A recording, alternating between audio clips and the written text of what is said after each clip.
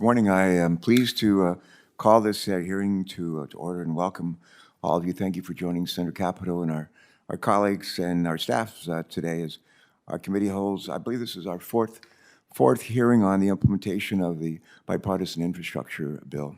It has another name, abbreviations. There's an acronym for it, as there is for everything. I always call it the Bipartisan Infrastructure Bill, and I think I always will. But today we're going to examine this law from the perspective of stakeholders from the private sector. This hearing is an opportunity for us to explore what's working well, but also to identify some potential improvements for future infrastructure legislation. My colleagues hear me say, maybe my staff hears me say maybe too often, everything I do, I know I can do better. And the goal is always perfection, and knowing we'll never get there, but at least we're heading in the right direction. This committee was privileged to play an integral role in developing the Bipartisan Infrastructure Law. And I like to quote Will Rogers. Will Rogers used to say, if it's true, it ain't bragging.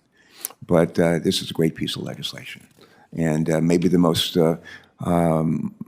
monumental and meaningful infrastructure investment we've made since maybe the interstate system. So we're very, very proud and delighted to have had a chance to work together on that. But shortly after President Biden took office last year, he invited several members of this committee to a meeting at the Oval Office. And during that meeting, he urged, I think we were joined in person by the Vice President, we were joined in person by our Secretary of Transportation, whom I still call Mayor Pete. And the President had Democrats and Republican members from this committee and had a long conversation for over an hour. Basically, when we left, the President said, I want you to have on my desk by, I think he said by Easter, bipartisan legislation on roads, highways, bridges, and water, wastewater, sanitation. And they said, I'd like you to do that, to work on that, to do. And that's exactly what we did. That is exactly what we did. And ultimately, our committee's success in crafting and unanimously advancing robust surface transportation and drinking water, wastewater legislation made the Bipartisan Infrastructure Law possible. I like to say we laid the foundation, and Senator Capito was right in the middle of it all, including extensive negotiations, kind of like one-on-one negotiations with the President of the United States, which I think helped lay the groundwork for what we were later to do. But when we began working on the highway portion of this law, we sought input from a variety of stakeholders, including many in the private sector, including some in this room. And at the time, it was clear to me that our bipartisan legislation would be a vehicle through which we could achieve many important objectives. First, our infrastructure programs could help us reduce emissions from our transportation sector, and that's a sector that accounts for nearly 30% of greenhouse gas emissions nationwide. I like to say there's like three major sources of greenhouse gas emissions in this country. One is our mobile sources, our cars, trucks, vans. A second is our power plants. And a third is our manufacturing. Think cement plants, steel mills, that sort of thing. Those are the three major sources. So this is a big deal. The transportation sector, especially roads, highways, bridges, is a big deal. And as we take on a climate crisis. But new programs could also improve the resilience of our transportation system and reduce our vulnerability to extreme weather, such as heat waves and flooding we continue to witness across our country and indeed across the planet. The Tour de France, I like some of you, I like to ride bicycles, I like to run. And in France, they had days that it was so hot in Paris this year, when they were running the Tour de France, they couldn't ride on the pavement because the pavement was melting. And so this stuff is not just stuff we're making up. But our highway programs and policies could improve the safety of our nation's road, where more than 40,000 people tragically lost their lives last year. And I'd like to say that number is going down. I know on the pedestrian side it's not, and so that's a matter of concern to all of us. But across all of these critical objectives and policy goals, I also sought to uphold another key principle, and that is that our infrastructure should help to create a nurturing environment for job creation and job preservation. When I was privileged to be governor of Delaware about 400 years ago, I would often say, it wasn't that long, but I would often say that the government should work together with our partners in the private sector to expand opportunities for people to access good jobs. I said that ever since I'm a recovering governor, if you will. But that's why I'm delighted to be here with my colleagues and all of you as we hear from 5 representatives of the private sector businesses and associations. The witnesses gathered before us today represent a range of industries from road builders and contractors to bus fleet operators, from material suppliers to electric charging network providers. And your perspectives are critical to not just us in this committee, but I think to our nation.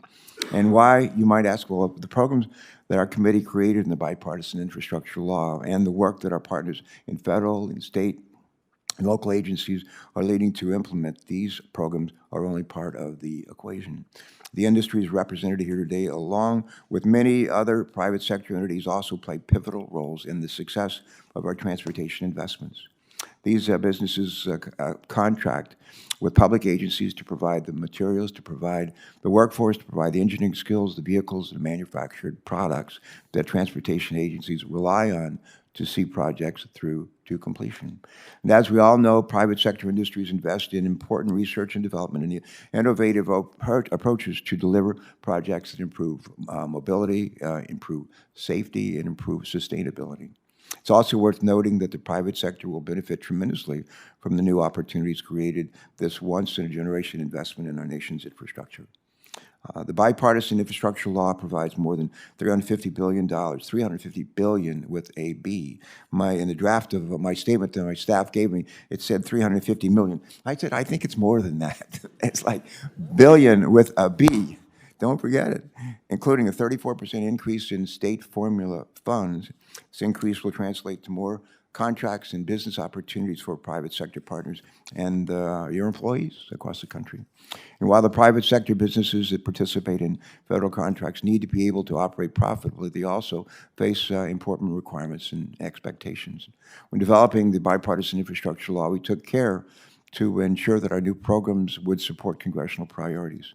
Statutory requirements and regulations will ensure that our infrastructure dollars support domestic manufacturing, provide common sense labor protection, and reduce emissions from vehicles and from materials. As we implement these programs, I believe it is critical to find the balance between achieving our policy goals while also providing long-term certainty so that businesses can engage profitably. I also believe that we'll make more progress in advancing our national goals if we allow the private sector to participate fully and constructively, driving behavior across industry and leveraging our federal funding with private sector investments to achieve the greatest possible outcomes. My hope is that our panel of witnesses today will share their thoughts on how federal agencies can best structure programs and regulations to achieve these goals of reducing emissions, improving safety, making our infrastructure more resilient, and last but not least, fostering job creation and preservation here at home. And with us today, we welcome Jonathan Levy, not Levy, Levy. Did I have that right, Jonathan? There we go. My staff put that in big capital letters so I wouldn't screw it up. But the Chief Commercial Officer of, is it EVGO? EVGO, as well as Matt Stanberry, Managing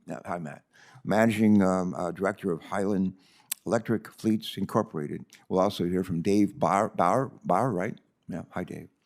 The President and CEO of the American Road and Transportation Builders Association. And finally, we're going to hear from Gary Johnson, with whom I served as governor. I think he was governor of New Mexico. You've changed a lot, but different Gary Johnson probably.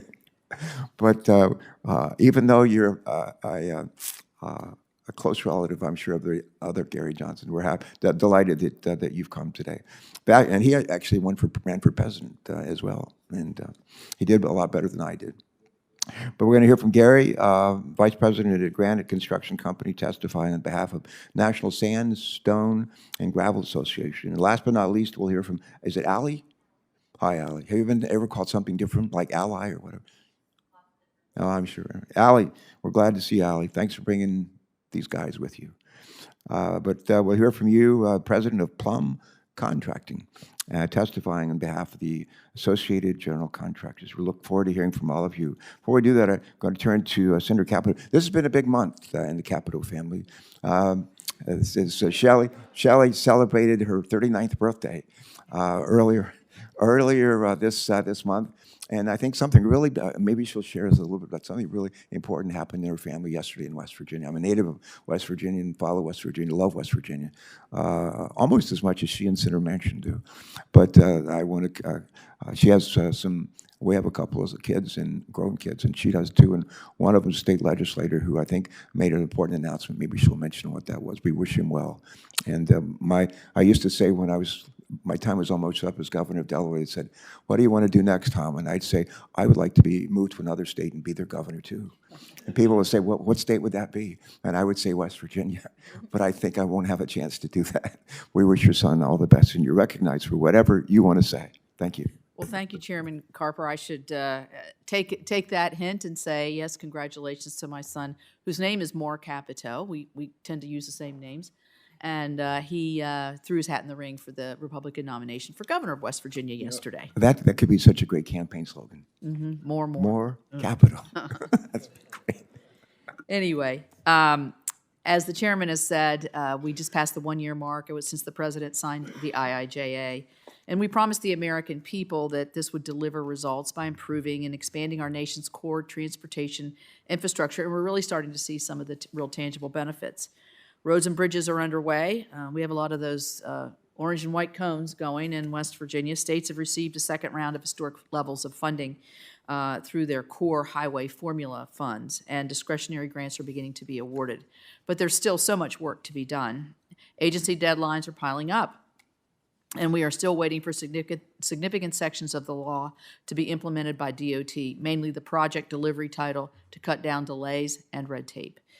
This committee has a responsibility of proper implementation of the IIJA, and we've had several hearings with others to see how that's going. So this is an important voice that we're going to hear today in this conversation. Our panel represents, as the chairman says, a diverse range of individuals, and thank all of you for coming. But you all are the ones who have the boots literally on the ground. Our witnesses represent companies that are being awarded projects funded by the IIJA, which means they are perfectly positioned to provide the committee additional real-world perspectives on how things are going.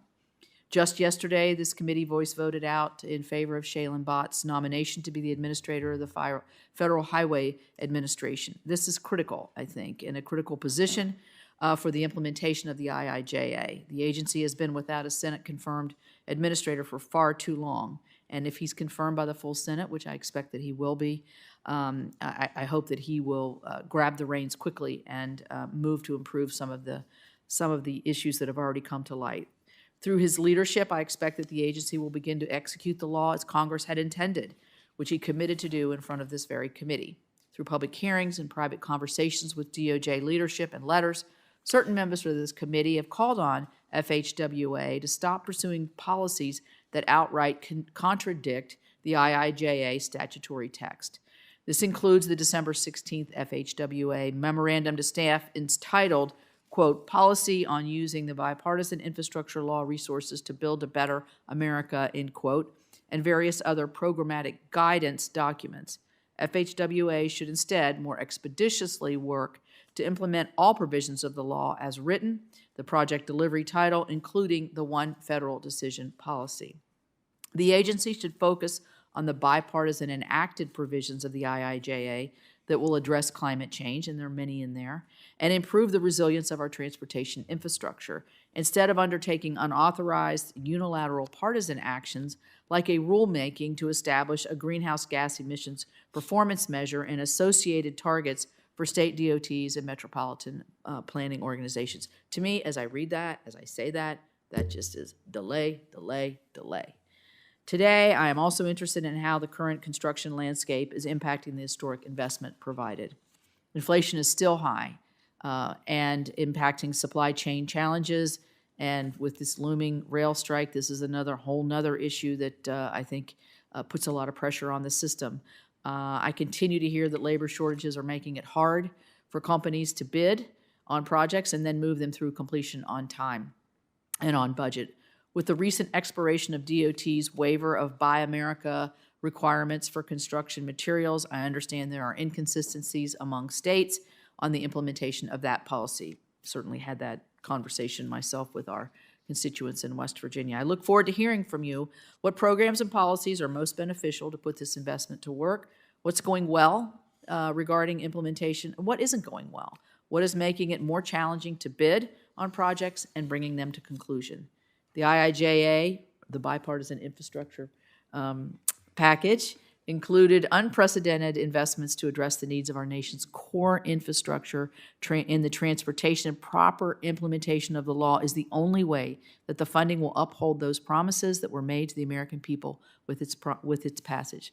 Thank you so much for being here, and I look forward to your testimony.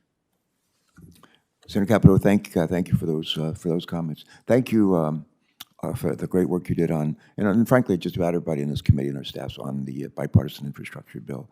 And that I also want to say thanks for helping to move through a number of nominees yesterday, including that of Shaylin Bott to be our federal highway administrator. I pushed, beat on this current administration for way too long to get to nominate somebody of his quality. He's just excellent. He's had great experience. Hopefully, we can move that before. While we're still in session this year, that would be great. Okay, now we're going to turn to our witnesses, and I would ask that each of you keep your statements to 5 minutes, and your full written testimony will be entered into the record, as you know. We're going to start with Matt Stanberry, the Managing Director of Highlands Electric Fleets. Mr. Stanberry, you may proceed with your statement. Welcome. We're glad you're here. Thank you. Chairman Carper, Ranking Member Capito, and distinguished members of the committee, thank you for the opportunity to testify before you today.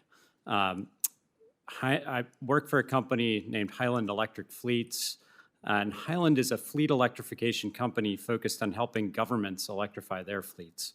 Today, we specialize in school bus fleets.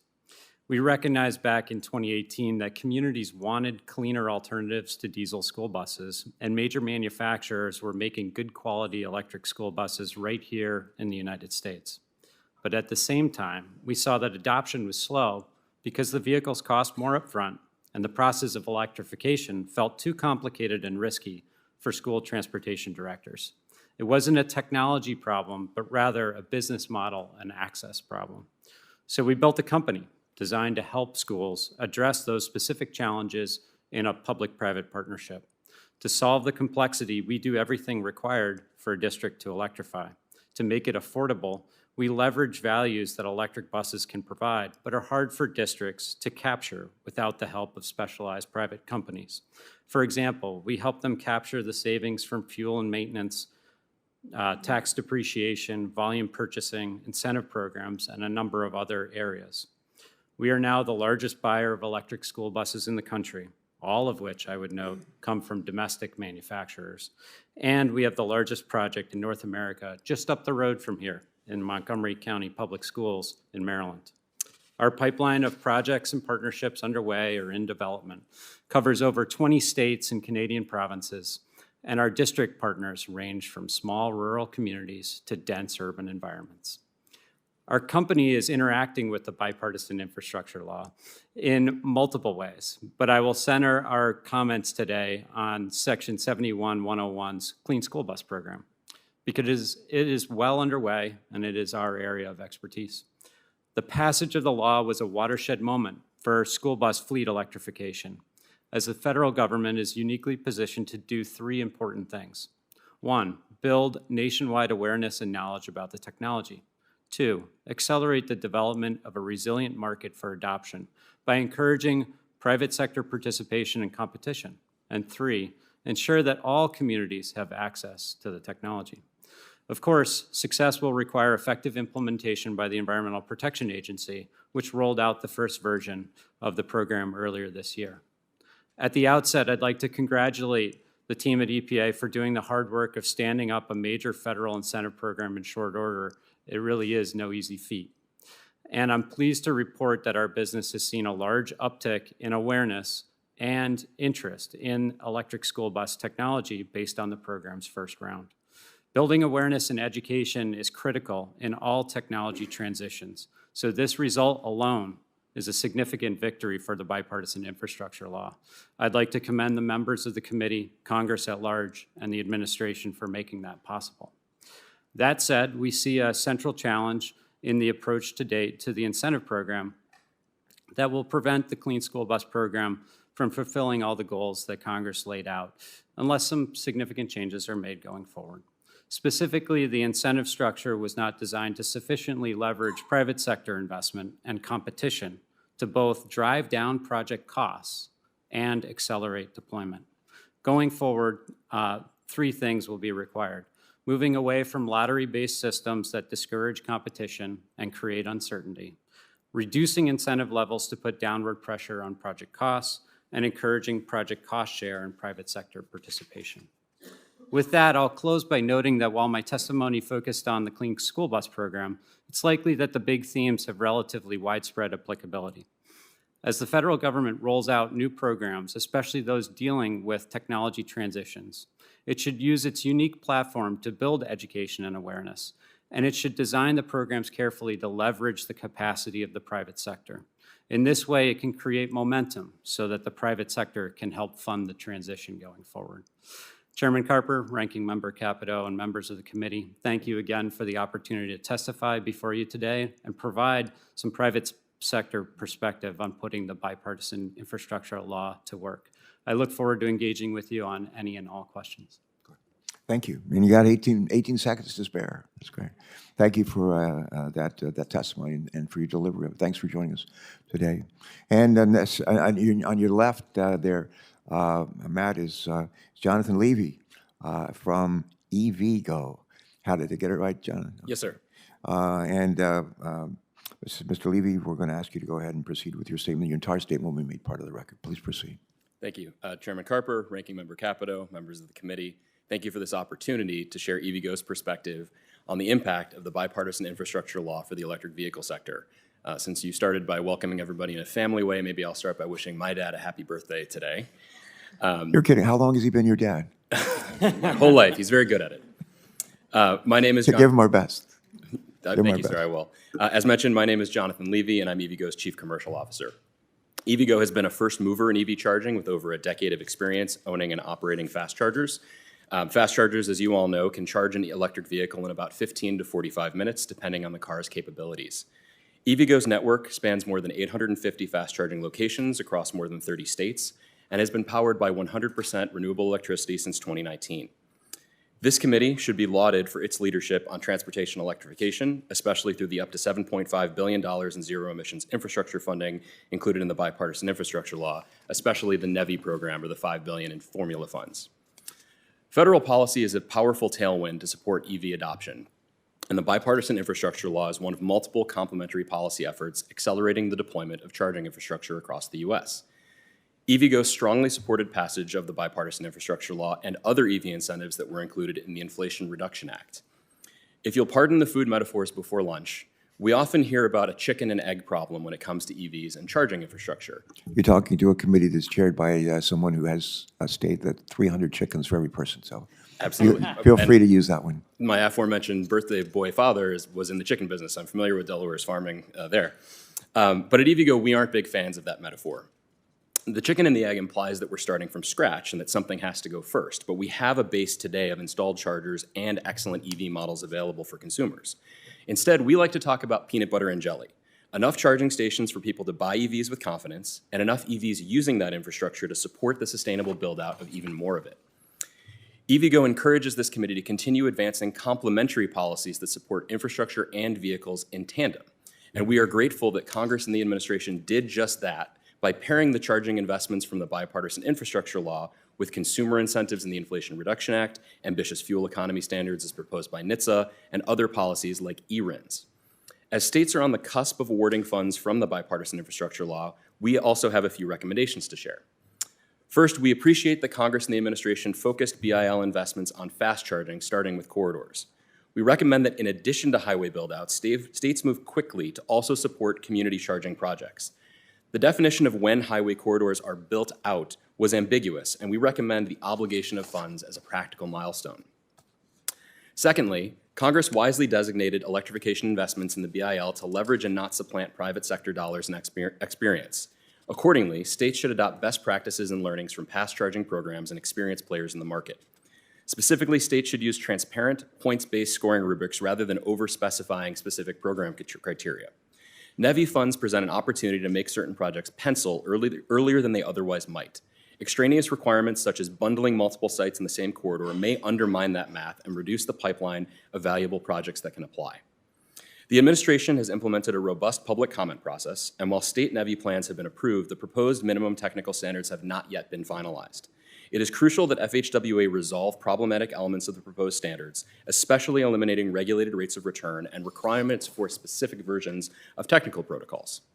NEVI guidance included an ambitious goal of energizing charging stations within 6 months of obligation to funding.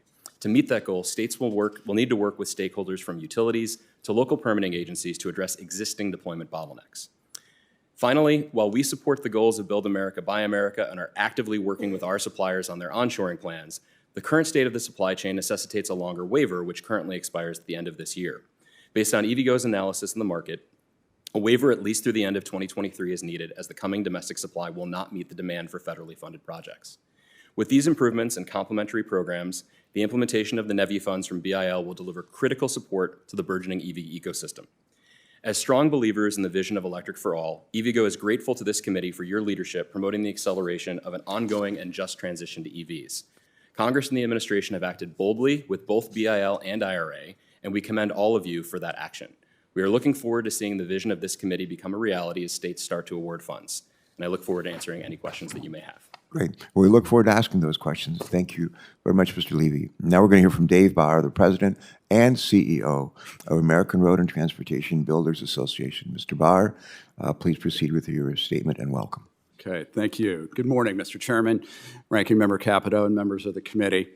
Thank you for providing the American Road and Transportation Builders Association an opportunity to take part in this timely discussion.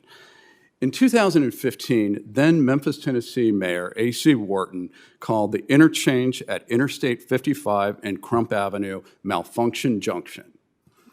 And a state transportation official referred to the area as the worst interstate that we have in the state of Tennessee.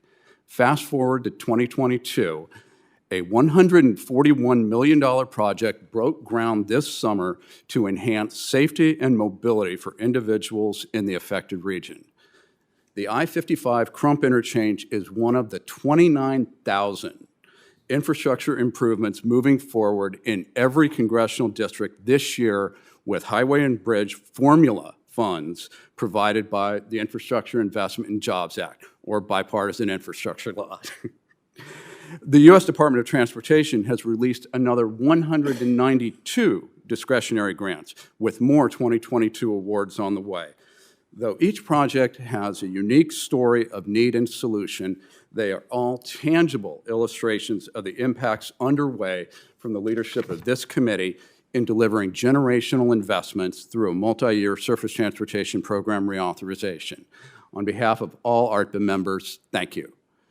To put the 29,000 state-led projects in perspective, Highway Formula Funds supported 2,500 more safety, mobility, and infrastructure improvements in 2022 than in the previous year. To be clear, what we are seeing is more than just an increase in the quantity, but also an enhanced ability for states to tackle large-scale projects with the resources and confidence provided by your legislation. As an example, the number of $100 million plus projects increased from 18 in 11 states last year to 24 in 14 states this year. This data makes a pivotal point. The IIJA's highway and bridge investments are working as intended. We have provided each of you with a fact sheet to help you see the specific ways your constituents are benefiting from the first year of the law's highway and bridge investments. Mr. Chairman, as powerful as the IIJA has been, there is no denying the elephant in the room. Inflation has reduced the purchasing power of every American household, and it is having the same effect on federal, state, and local efforts to deliver or to advance transportation infrastructure improvements. The impacts of inflation, however, vary by state and project type. Some regions have experienced material prices as high as 40%, and yet bids in other areas are coming in below expected costs. While inflation is clearly diluting the initial investments from the Bipartisan Infrastructure Law, it is also clear that this situation would have been dramatically worse if Congress had opted for another short-term flat-funded extension of the surface transportation programs. Another part of the IIJA story relates to regulatory requirements that influence how much projects cost and how long they will take to complete. The infrastructure law includes common sense reforms to the environmental review and approval process that, once implemented, have the potential to reduce project costs and speed their benefits. Conversely, well-intended new requirements, such as the expansion of Buy America to materials or to construction materials, if not pursued with stakeholder input and a clear eye on market realities, could have the opposite outcome. While I'm pleased to report on the progress of the IIJA's highway and bridge investments, I must also emphasize that this is year one of a 5-year commitment. The history of previous long-term reauthorizations indicate these results will escalate substantially in the subsequent years. And Mr. Chairman, before I wrap up, I just want to take a moment to thank Senator Inhofe for his leadership role on this committee, for the 3 reauthorizations of the Highway and Bridge Program that led up to the Bipartisan Infrastructure Law, and wish you well in your next adventure. Mr. Chairman, thank you again for allowing me to participate in today's hearing, and I look forward to your questions. Thanks very much for your testimony, and especially for that ad lib at the end. We spent the better part of our business meeting yesterday lauding Senator Inhofe, and one Democrat and one Republican after the other. One of my favorite sayings is, "Flattery won't hurt you if you don't inhale." So I just say to my friend Jim, don't breathe in too deeply for the next month or so, because it might hurt you. All right, let me yield to our ranking member, Senator Capito. Thanks for your testimony, Mr. Bauer. Excuse me. We're going to hear from Allie. We're going to hear from you and Gary next, and then we'll give you our questions. Then go ahead, Allie Mills. Allie Mills. Chairman Carper, Ranking Member Capito, and members of the Committee of Environmental and Public Works, thank you for inviting me to testify on this vitally important topic. My name is Allie Mills. I am the president of Plum Contracting in Pennsylvania and an active member of Associated General Contractors of America, AGC. Plum Contracting is a family-operated business for 42 years located just east of Pittsburgh, Pennsylvania. In that time, we have become a high-valued highway and bridge contractor in Pennsylvania, while also having a successful subcontracting division installing highway edge drains along the East Coast. I want to start by thanking the committee for their work and leadership in the development of the IIJA.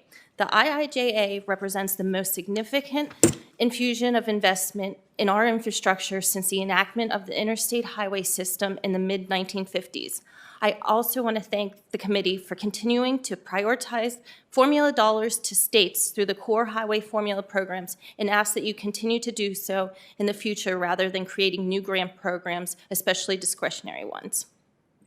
A recent survey of AGC members found that 93% of the construction companies are experiencing long lead times and/or allocations for construction materials. Infrastructure projects costs continue to climb, and rising construction material prices and shortages. Material price increases have doubled or even tripled in some cases. Supply chain disruptions from the pandemic have inflated the cost of construction materials and made project delivery schedules and product availability more uncertain. Today, my company is experiencing an unprecedented burden with bidding and procurement of new projects. We are bidding jobs, plugging numbers because suppliers will not quote projects due to fluctuations in material pricing or lack of material supply. We are seeing suppliers quote projects but not sign purchase orders, so they are not held responsible for honoring their price if material prices do increase. Once we begin construction, the new normal is delays on a project because of supply issues. From a project scheduling perspective, it has turned into a nightmare. As you know, the IIJA included the Build America, Buy America Act, which expands domestic sourcing requirements to all construction materials on federally assisted projects. I want to be clear, AGC supports sensible efforts to encourage the growth of America's domestic manufacturing capacity to restore balance to the supply chain. However, these new requirements have created significant confusion among industry about the difference between a construction material and a manufactured product and what manufacturing processes must occur domestically for construction materials. To address this issue, US DOT must identify a specific list of which construction materials will have to be Buy America compliant and which materials will be considered a manufactured product. To date, they have not done this. There is also heartburn within the construction industry about potential future project delays due to the need for a Buy America waiver and the low likelihood of being granted one based on history. While we still await clarification from OMB, the initial director of the Made in America office has since left just weeks before the implementation has begun. To put it nicely, implementation of a new Buy America requirements is off to a rocky start, and the construction industry is very concerned and confused. A great way to maximize the investment in IIJA would be to implement the environmental review and permitting reforms that were mandated in the bill. By implementing these provisions, we believe that the costs associated with delivering projects will be reduced without jeopardizing environmental protections. AGC also has concerns about recent changes to the National Environmental Policy Act in the Council on Environmental Quality's Phase 1 rulemaking. These changes add bureaucratic steps in an already burdensome and slow process, require more time-consuming analysis, increase litigation risk for project decisions, and encourage agencies to impose requirements that go beyond CEQ regulations and would slow agency decision-making and discourage the transformational investments needed across the country.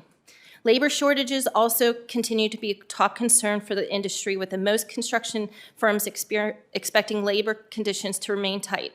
Despite firms increasing pay and benefits, the workforce shortage continues. The industry is facing the effects of decades of policies directing students to attend four-year institutions as the only career options. Again, I thank the committee for the opportunity to testify today. I appreciate its continued efforts to help improve the nation's infrastructure and enact policies that create good-paying jobs in America. I look forward to answering any questions. Thanks very much. I'm going to, when we do Q&A, I'm going to come back to your last point about the kind of skill sets that we're graduating students from our colleges and universities, community colleges. It's a good point. We'll come back to that. Thank you. Thanks for your testimony. Mr. John, the real Gary Johnson, welcome. Good morning, Chairman Carper, Ranking Member Capito, and members of this committee. Thank you for inviting me here today to discuss the implementation of the Bipartisan Infrastructure Act. I'm Gary Johnson, Vice President with Granite Construction and Vice Chair of National Stone, Sand, and Gravel's Government Affairs Committee. Granite is one of the largest diversified infrastructure construction and materials companies with hundreds of locations across the U.S. In the last 3 years, we've done work in every state represented by the committee with the exception of 2 states, and we're working on those 2 states. We are one of 400 producer members of NSSGA. Our industry operates in more than 9,000 locations, employs over 100,000 people in high-paying jobs to source 2.6 billion tons of aggregates each year that are used to sustain our modern way of life and build our nation's communities and infrastructure. I'd like to echo the comments of my colleagues here today to profoundly thank you and your staff for crafting and executing this historic law. And Senator Inhofe, we're indebted to you for your years of service. You set the stage. This is why we're here today, and we appreciate that. Your work to advance the bipartisan surface transportation bills over the last 2 Congresses set the stage for delivering the largest infrastructure investment in our lifetimes. As our country faces economic headwinds and an uncertain future, IIJA funding is laying the groundwork to keep the aggregate and the materials industry moving forward as we build resilient and sustainable communities and stronger transportation networks. The certainty provided by IIJA through the 5-year reauthorization of our surface transportation programs allows companies like Granite to better plan and make robust investments in our people, plants, and equipment. This is also important for state departments of transportation to be able to plan their work out also. However, with the enactment of any major legislation come challenges and opportunities. I'd like to focus on 4 primary areas. First, Buy America. It's imperative that federal and state partners responsible for distributing investments follow the Build America, Buy America Act as written and passed by Congress. Clear guidance is needed to ensure that aggregate-based products remain excluded from the implementing regulations as directed by Congress, allowing us to quickly deliver materials, keep costs low, and help grow American jobs. Under permitting, our industry needs regulatory certainty to plan, build, and operate our facilities that supply the essential building materials. But many times we're faced with conflicting and confusing guidance from federal and state entities as we permit more material sources. We support rapid enactment of policies included in IIJA, like one federal decision, that will streamline bureaucratic review and reduce infrastructure permitting timelines from 7 years to 2 years. Buy clean. Senators, our industry is leading the way to create more sustainable materials to reach emission goals set by you and set by states. In 2021, 16% of the asphalt material in granite mixes was recycled asphalt. In 2022, we're going to exceed 20%. Ironically, we could go a lot higher if more state and local agencies would adopt best practice standards. Many states allow up to 40%. It's amazing how many states don't allow anywhere near that, and even local communities. There's a lot of low-hanging fruit there that we need legislators, both at state and federal level, to help us reach. In 2021, we replaced 1.5 million gallons of petroleum diesel with renewable diesel blends, resulting in a 40 to 50% reduction in life cycle greenhouse gas emissions. Granite has currently developed the use of waste plastic in our asphalt mix, further reducing the use of petroleum products by another 10%. We applaud the provisions of the IIJA and IRA that provide incentives to encourage innovative technological advancements, and we ask that these grant opportunities come online as soon as possible. We have a list of projects that we could apply for grants that would lower energy requirements and lower greenhouse gas emissions. We're ready to make those grant applications when the agencies have the systems in place. Flexibility. We believe it's critical for the administration to follow the will of Congress to provide maximum flexibility to state and local partners. Whether investing in new road in rural communities or new transit systems in urban cities, the infrastructure investments by the IIJA should benefit every American.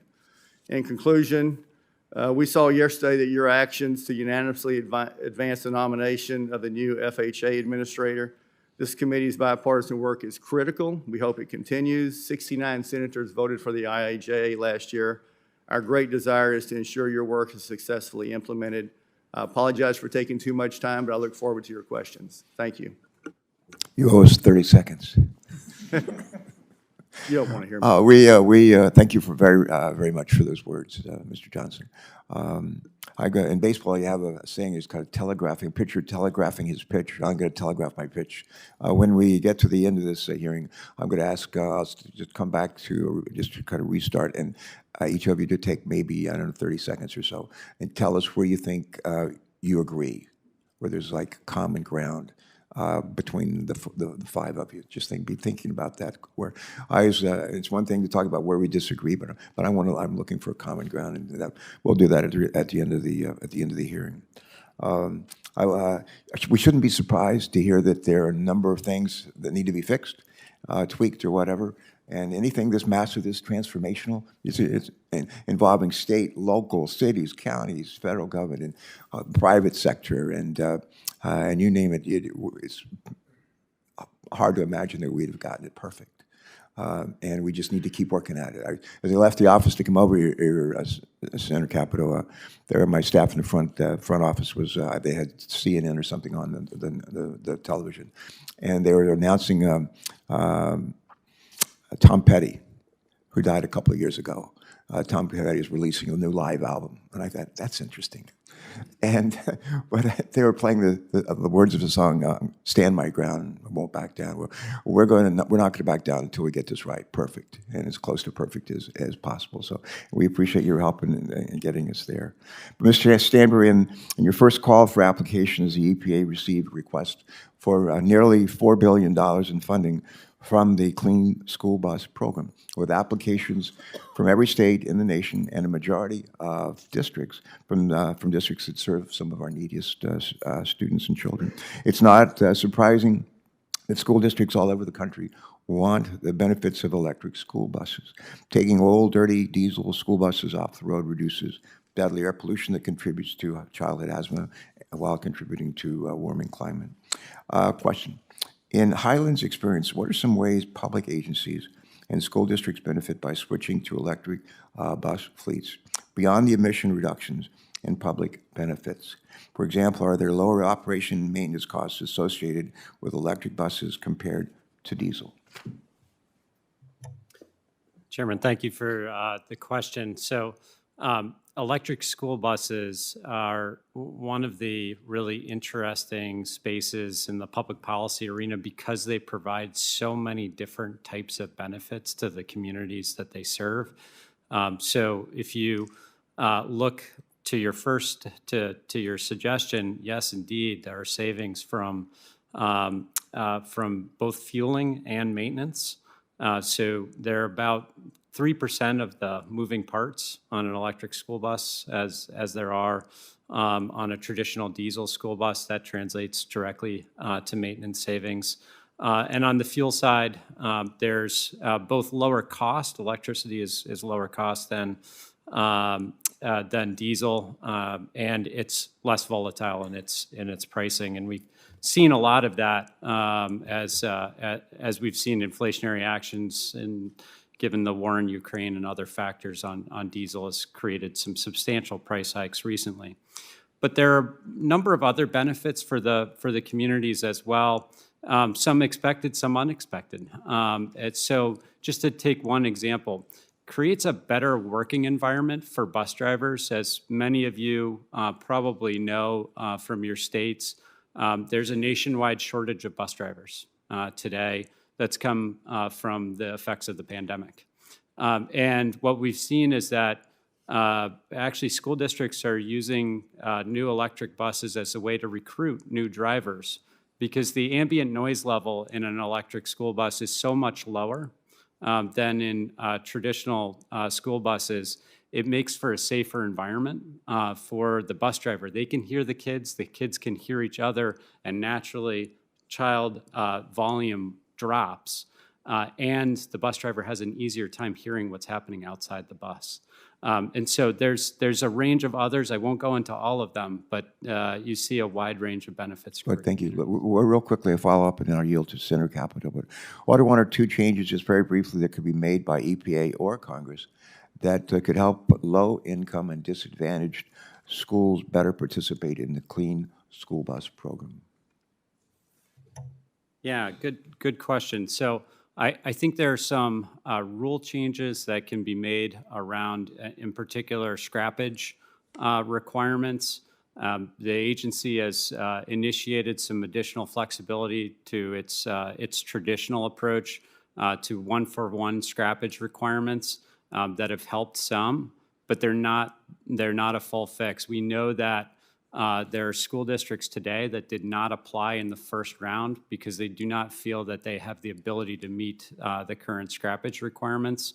And I would note that in a bill that is transformational and a program that's designed to help with a market transition, it's difficult to have one-for-one replacement requirements because it creates transactional cost with each individual action by a school district. And there's risk associated with it, perceived and real for transportation directors that causes concern. So continuing to add flexibility on scrappage requirements would help a lot of more school districts. Right.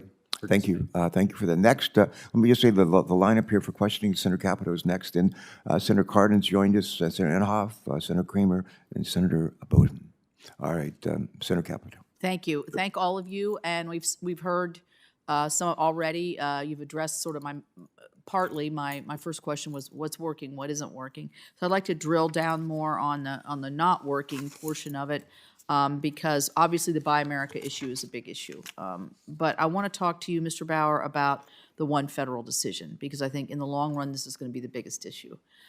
We received from the Department of Transportation responses to questions when we were asking on implementations, and it appears as though the administration is really slowing making these provisions for one federal decision. What would you suggest to improve that? Do you feel like the communication's good? Do you feel like that the department is in on this and wanting to do it? I mean, where are we on this? Because we're looking at trying to move that concept to other different permitting types of activities, and if it's not working at DOT, it's not going to work anywhere else. Yeah, that's it's a big question. But let's start with understanding that the environmental review process for highway and bridge projects typically takes 5 to 7 years right now. Right. One federal decision lowered that goal to 2 years. And I think we're all waiting to see how the administration is going to meet that goal of moving from 5 to 7 to 2. But some of the key things that are part of this discussion is assuring that the department has the ability to compel other involved federal agencies to perform their part of the review. Is that happening now? No, not that we have seen. And remember, we are still very early on in the first year of the infrastructure law. States obligated their funds, and a good portion of them have moved to the construction phase, but that's still going to take time. They probably had things in the pipeline that were ready I'm sorry? to go. They probably had things in the pipeline that were already ready to go. Right. Okay, so Yes. go ahead. I mean, and So the other agencies, that's a problem. Mm-hmm. Okay. I didn't mean to interrupt, but go ahead. Other issues with one federal decision? Well, there are page limit requirements as part of one federal decision also, which I don't think is as difficult. But back to trying to make the process as efficient as possible. One of the key goals there is assuring that overlapping reviews, whether through the environmental process or the planning process, Right. are consolidated and performed in conjunction as opposed to one after another. In general, I think the guidance about how to get from the status quo of 5 to 7 years to 2 years, I think we all agree with the goal. And the challenge is, how do you do that? Well, as the department, I mean, we're a year into this. It's got a finite life here. So, Yeah. Are you, those decisions still haven't been made? Well, I mean, my recollection of when the secretary was here earlier this year, he talked about how they were utilizing the process to focus on categorical exclusions, and that's great. But it's the environmental impact statements and the environmental assessments that are more labor or they're more time intensive and deserve a lot of focus also, because that whole thing about how do you shave off the years is not just going to happen. And remember, one of the things that's part of the law is that there's a report due next year about the efficacy of one federal decision, and if we don't have some clarity about how that's actually going to achieve the goal of shaving years, that's going to be a pretty weak report. Right. Mr. Johnson, do you have any comment on that from your perspective? On the one federal decision? Well, it's disappointing that earlier this year, the administration added some additional, the Phase 2 rule. On NEPA? Under NEPA. It's difficult at times to get state agencies and federal agencies to work together when we're permitting projects or even facilities like quarries. In California, a lot of times the state regulations are even more stringent than the federal regulations. But if there's any inconsistencies between the two sets of regulations, it just makes it very difficult to get the agencies to come together and agree upon a certain mitigation measure in a timely manner. Right. So, Ms. Mills, you're right there on the ground trying to figure out how to write your bids to match these sorts of things. Are you seeing this? I know the Buy America, and we'll get into that later. But I mean, are you seeing the one federal decision in any form or fashion moving from your planning to your actual able to bid and get projects moving faster? I think coming from a state like Pennsylvania, which is known for having a lot of structurally deficient bridges. I get it. I'm from West Virginia. We've got them too. I'm from Pittsburgh, so we just had the Fern Hollow Bridge collapse, and there was a rush to get that project back on the ground. So any further permitting and time delays is hard on us in Pennsylvania to correct our problem. Yeah, okay. Thank you. Thank you. Before we turn to Senator Cardin, several members of our committee are veterans and former military. Senator Ernst, former Army, I think she's a retired lieutenant colonel or colonel. Senator Sullivan's a colonel in the Marine Corps, and I'm a retired Navy captain. And in the Navy, we have a lot of sayings, but one of them is that I've always turned to in a situation like this, where we're talking about trying to take a huge piece of legislation, monumental piece of legislation with so many moving parts, and actually implement it in a cost-effective, timely way. It's really hard. It's a little bit like turning an aircraft carrier. But if you stick with it, don't give up, work together. We can turn aircraft carriers, and we can get this this piece of legislation not just passed and enacted, but implemented well, and that's what we're committed to doing. Thank you. And with that, let me turn to my neighbor, my Delmarva buddy, Ben Cardin. Well, Captain Carper, first of all, let me thank you for your leadership. We do share a lot. We have of course, the C&D Canal. Do we need to widen it so we can get an aircraft carrier that can turn around? We'll see what the next word of bill looks like, but let me thank all of our witnesses for being here. We're very proud of the bipartisan infrastructure bill. It is to modernize infrastructure in America. We've seen as we travel internationally that America was behind where it needed to be. And the principal objective was to modernize our infrastructure. And we see now that those seeds that we planted are starting to take hold as we see local governments, state governments, moving forward on a lot of infrastructure projects that were delayed for a while. It's very interesting, Mr. Chairman. I was in, as you know, Sharm el-Sheikh on the COP27, and I want you to know we got complaints from our traditional allies. They think we're moving too quickly, and they won't be able to compete with us. So that's good news for us, but bad news for our competition. But one of the major objectives in this panel here today really underscores it, is to help our economy and create jobs. And as I see, looking at the people at this table, you're doing exactly that in the ability to use the resources under the bipartisan infrastructure bill to move forward on some very important projects. So, Mr. Levy, let me start with you first, if I might. It's my understanding that you have about 62 fast charging stations in Maryland, across about 33 locations. So thank you for the work you're doing in the state of Maryland.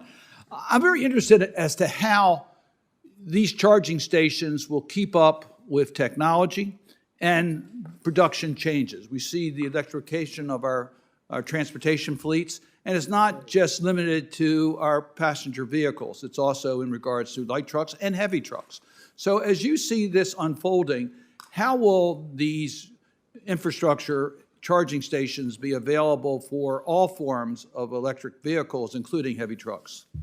Thank you, Senator, for that question. And while it's not the subject of this hearing, thank you also for your leadership on the IRA and the 30C and 30D and other tax credits. As I mentioned in my testimony, we see great complementarity between the investments in BIL and IRA as being critical to advancing the sector. So thank you for your leadership on that.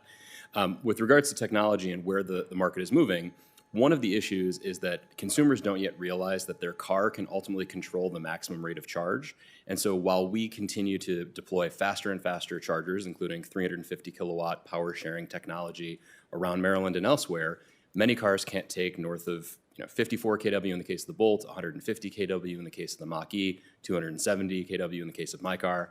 And we do see those advancements, but so it's important to be as economically efficient as possible while building some modularity and flexibility. So EVgo has been focusing on deploying power sharing technology so that we can take advantage of the most economically efficient way to deliver what customers need, and some dynamic power sharing so that that can adjust over the course of charging curves. The good news is that as the industry has migrated towards consolidation on the CCS standard, we can use the same connector and those technology configurations for a number of different deployments, including some truck deployments. In fact, we have an announcement we made recently with MHX, which is doing Class 8 truck electrification, and we are working with them to deploy 350 kilowatt chargers, just like the ones that we've been rolling out in partnership with MEA in Maryland and elsewhere, so that we can use that same technology. The industry is also moving to faster and faster technology, 500 kW north of 1 megawatt, and the industry has come together through technical groups like Charin to make sure that we are not repeating some of the past mistakes and still having one connector standard, or at least a compatible standard, so that we don't have to worry about multiple competing connectors as it relates to different types of vehicles. Thank you. That's a pretty thorough answer. Mr. Stansbury, I understand your largest client is Montgomery County in school buses. That's good to hear. Montgomery County's been very aggressive on the electrification of their school buses and their fleets. I just really want to underscore the point the chairman made, and that is, how do we reach communities that have traditionally been underserved? There's now financial opportunities here. You talked about one aspect of that in regards to the I guess, disposal of the older buses. I'm also concerned about outreach. Do you really understand how to get engaged in this program? And is there more that we can do to make sure underserved communities are aware of the opportunities they have in regards to the electrification of their school buses? Senator Cardin, thank you for that question.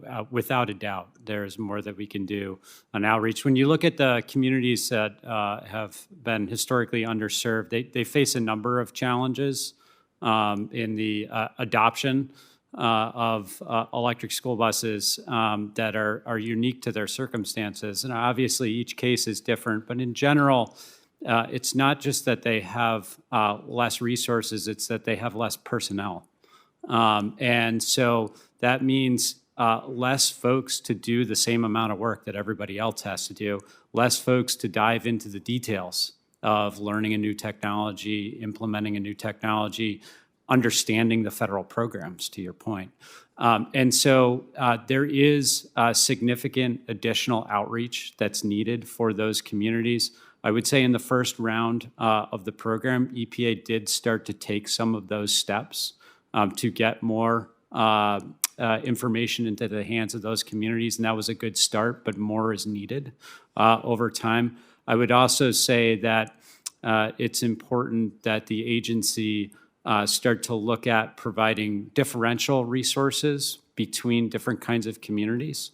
So the folks in traditionally under-resourced communities need additional support beyond what other communities need. The agency did take a start in that, but needs to refine the approach going forward. Setting aside a specific budgetary allotment for those communities is one thing that they can do that would really help. And then providing a structure that allows for those communities to apply for those funds separately from the communities applying for other funds, so that the folks that have less personnel are not competing with those who have more at the same time for the same funds. Good suggestions. Thank you. Thank you, Mr. Chairman. Sure. Senator Cardin, thank you for joining us today and for your great work on this bill. On this bill, you played a huge role, and we're mindful of that and grateful for that. Senator Inhofe, you're recognized. Well, thank you, Mr. Chairman. I want to thank Mr. Johnson for his comments. It's been a mission of love over all these years, so I appreciate that very much.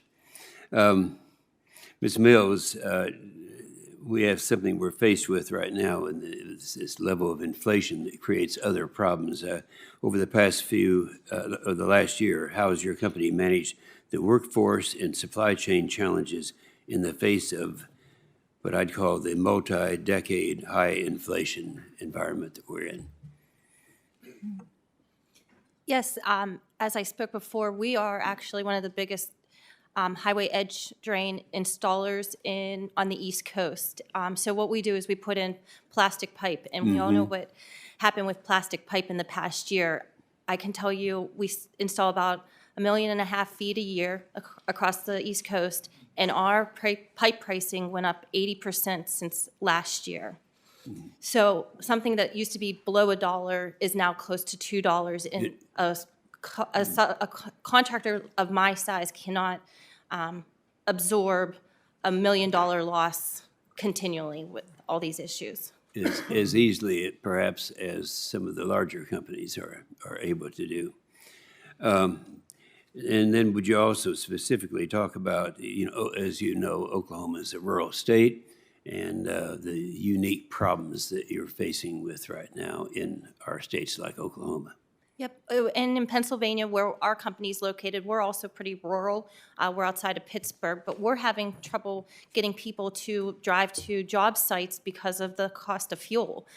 Some of our projects are an hour away, and our employees are picking more urban areas to go to work, or either other jobs outside of the construction industry because they can afford to drive that hour and pay for gas.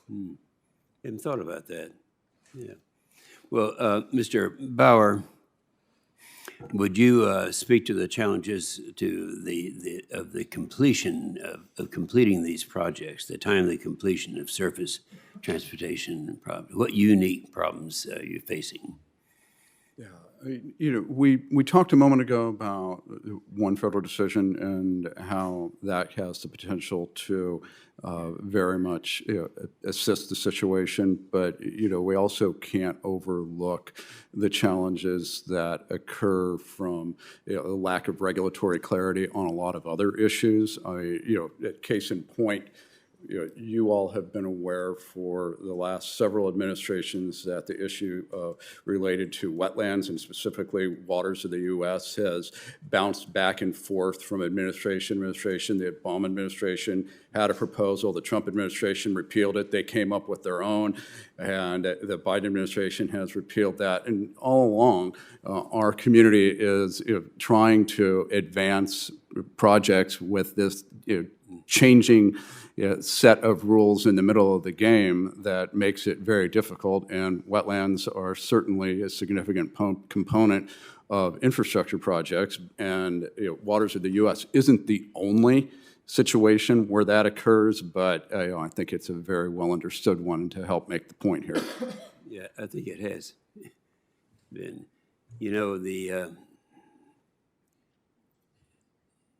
From our perspective, and you've been dealing with this for a long period of time, those of us who are sitting up here on this side of the table, what would we be looking at that needs more attention today than it has in the past? Dealing mostly with the fact that you bring up, and that is that these are problems that different administrations come in and they change because those people who are serving don't always know how difficult it is to change once you get a path going.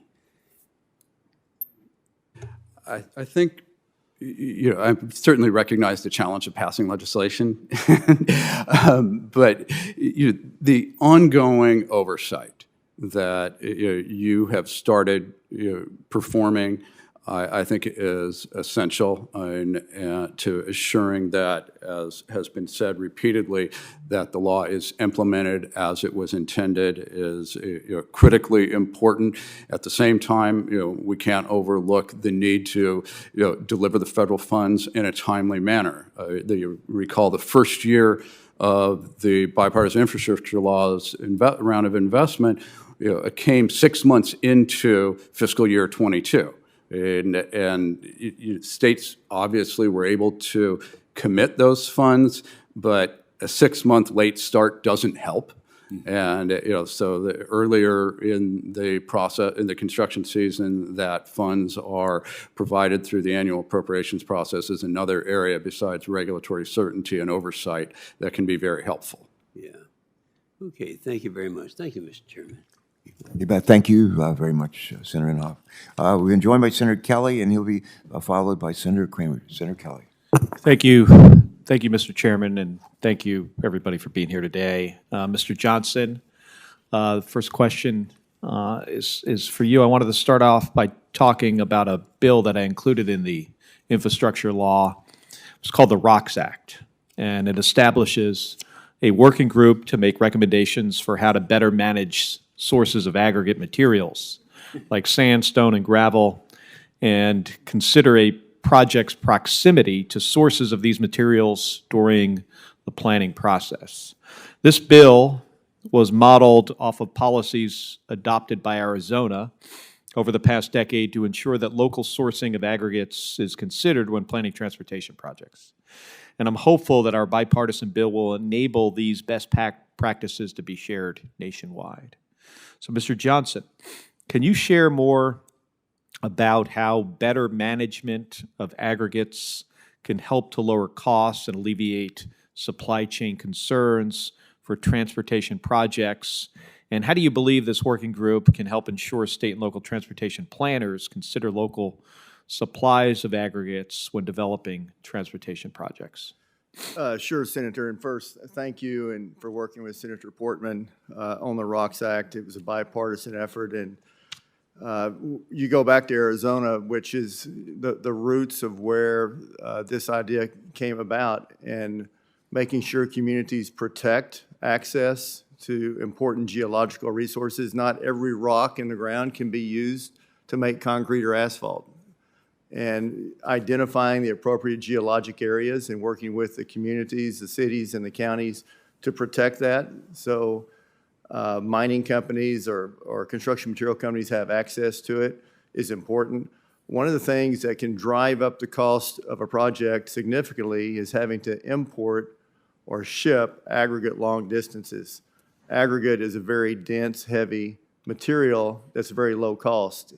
And with the price of fuel and trucking costs and labor shortages, moving at long distances can drastically increase the cost. If you look at the average cost of rock, sand, and gravel in Arizona, it's 2 or 3 times less than neighboring states. And a lot of that is due to local government and state government stepping in and saying, hey, we need to protect these areas. Hopefully the DOT and FHWA working together, their working group, will come up with similar federal regulations that can be used to help other states do the same thing. So we thank you for your efforts.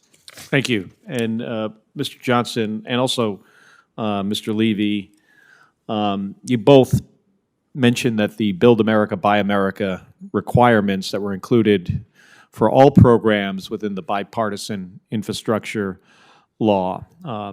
So while your industries are very different, you both raised similar concerns about the way the guidance for these requirements have been rolled out and the uncertain timelines for when these requirements should kick in. So why don't we start with Mr. Levy?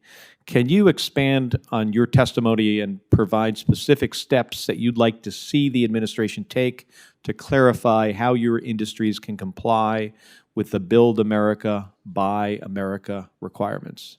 Yes, thank you for the question, Senator. EVgo is not a manufacturer of chargers. We're a technology specifier that works with a number of different suppliers, and so as a result, we have a pretty good view of where the industry is from different sources.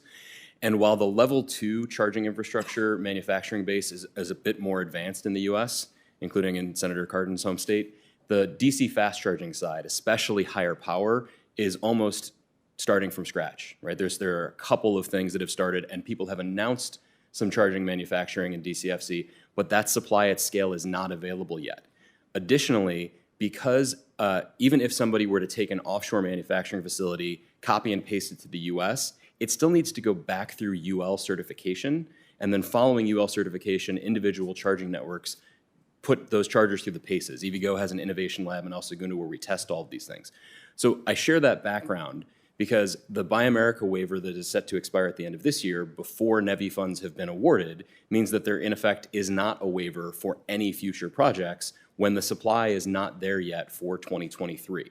So our specific recommendation, as we have submitted to FHWA in public comments, is to have a waiver at least through the end of 2023, and then take a data-oriented approach to looking at where is the state of the industry, what has passed UL certification from US sources, is it available at scale? Because today we are seeing very long lead times from existing overseas manufacturing capacity, and so we know it will take time to ramp, especially with an increase in demand as spurred by BIL. Okay. Well, I'm out of time, but thank you to all of you for being here.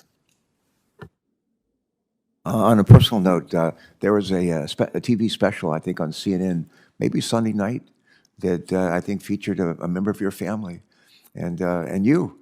And we're honored to be in your presence, but tell Gabby we said hello and you go, girl. I will. Thank you. Thanks so much. Senator Kramer, you came early and you stayed late, and we're grateful for your patience. Thank you. You're now recognized.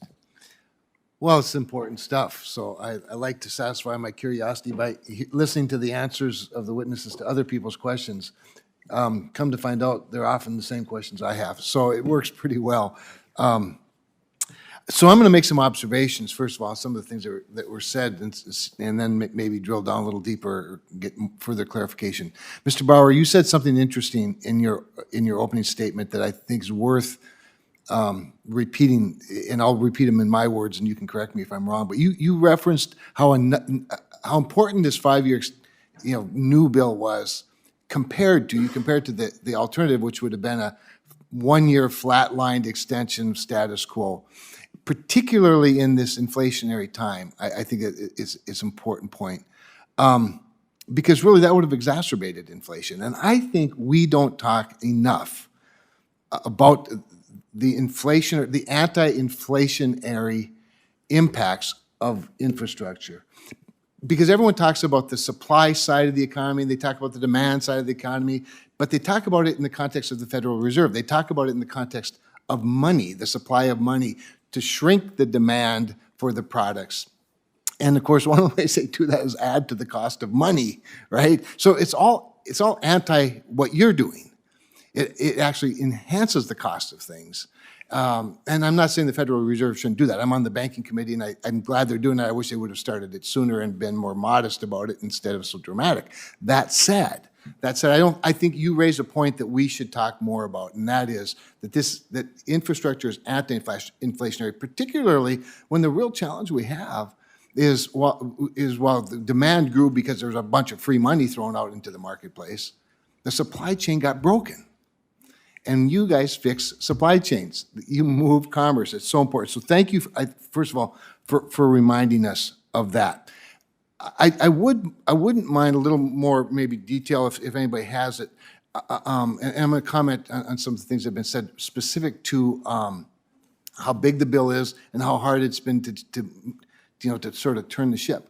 We were rather prescriptive, I think, in the legislation with the one federal decision. That was a prescription to the complications. It was designed to simplify the environmental process, not to further complicate it. And so I'm not looking at you all as part of the blame. I'm saying the administration, in many cases, in implementing this law, they have tried to add complication by considering things that we specifically excluded. That's what Memorandum 16 was all about. Adding, the administration's priorities into the guidance and whatever other things they can add it to. And so, I guess in this inflationary time, when you're trying to fix inflation by fixing the supply chain, maybe each of you could talk just a little bit about the cost of that. You're already dealing with inflation. You're dealing with a higher cost of borrowing money, buying equipment as well as materials. Labor certainly is a stress point. How about the cost of complicating the regulatory side of it?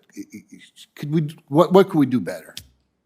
Maybe I'll start with you. Yeah, maybe, Mr. Johnson, go ahead. Sure. By the way, the Gary Johnson that was the governor of New Mexico is from Minot, North Dakota. Oh. And he ran for president as a libertarian. You might recall he was a Republican governor who ran for president. Anyway, we know you're not him. Sure. So, Thank you. yeah, inflation has driven the cost up of construction drastically. I checked with a large concrete supplier in Southern California yesterday.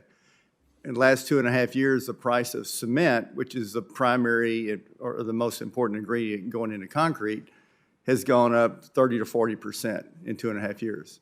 Liquid asphalt, which is the binder that we use to make the asphalt that we pave the roads with, in the last 2 years has gone up 76%. So if we squelch the supply of cement and asphalt oil, it's going to continue to drive it up, drive the price up. On the permitting side, the longer it takes to permit something, the more regulations you have to go through, the longer the process, that obviously drives the price up. I was at a conference in Dallas a couple of weeks ago.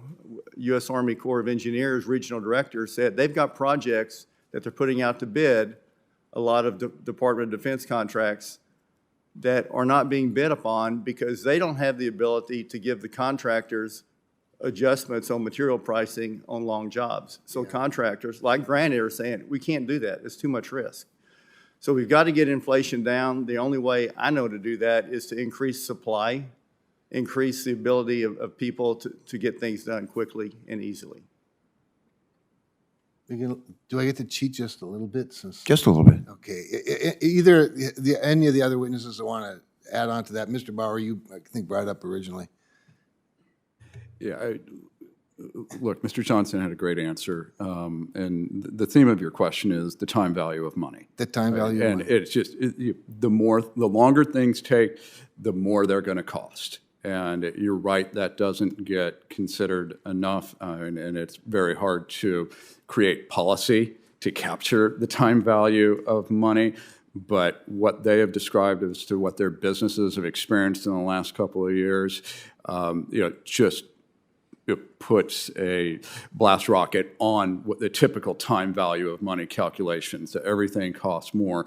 And I wish I would have said this when Senator Capito was asking me previously about one federal decision. And again, it's hard to legislate this, but the fact remains that without a commitment on the part of the federal agencies, state agencies to try to do this, I mean, your policies are always going to miss the mark. I mean, and there has to be a commitment on the part of, certainly our industry, but project owners and administrators to that we want to try to capture value and get projects out as soon as possible. And, again, you have a lot more skill than I do in this area, and if you know how to legislate it, great. But, that commitment is a huge component of success no matter what we're talking about. You are right on point. It's my greatest frustration of this place. Thank you. Thank you, Mr. Chairman. You bet. Thank you, Kevin.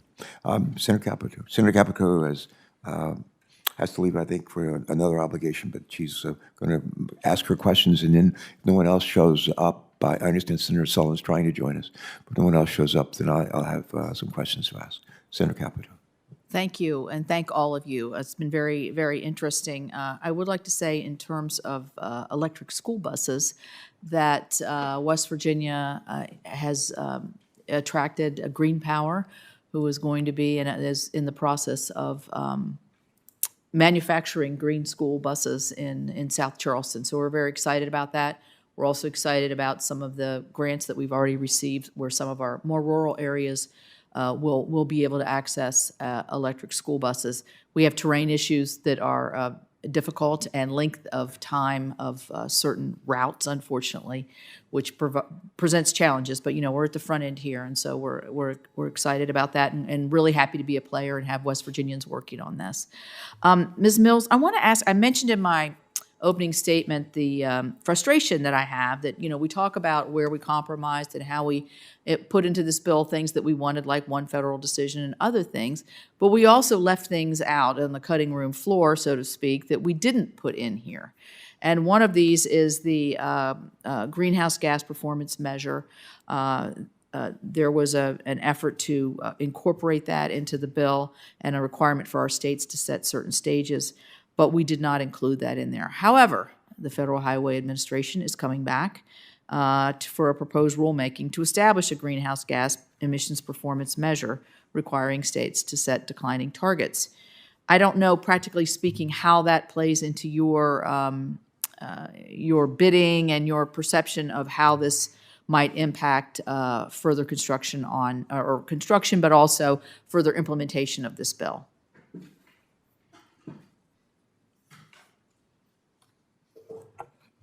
I think, again, my location in Pennsylvania, I'm not in an urban area. I'm in rural in a more rural part of the state, so it's going to be the distances that we travel and the kind of work that we do, it's going to be a challenge. Yeah, I mean, I would agree with that. I don't know, Mr. Bauer, if you have a comment on that? Yeah, this is a situation that a lot of states are addressing individually, and it's very reflective of the different challenges that states have with respect to their trying to tackle climate change. But this is not dissimilar from what I referenced previously about waters of the U.S. I mean, in fact, it's almost the same playbook in that we had an Obama administration proposal in 2015 that the Trump administration repealed, and it's the continual changing of the regulatory regime as we're trying to implement long-term transportation plans as well as projects that don't exactly follow a calendar year. And I think that the way you all approached greenhouse gas emissions with respect to incentive or certain discretionary grant programs and eligibility for states, given the lack of common ground that exists right now, is a nice way to try to prevent that continual changing of regulatory requirements that are really not conducive to delivering projects in a timely manner.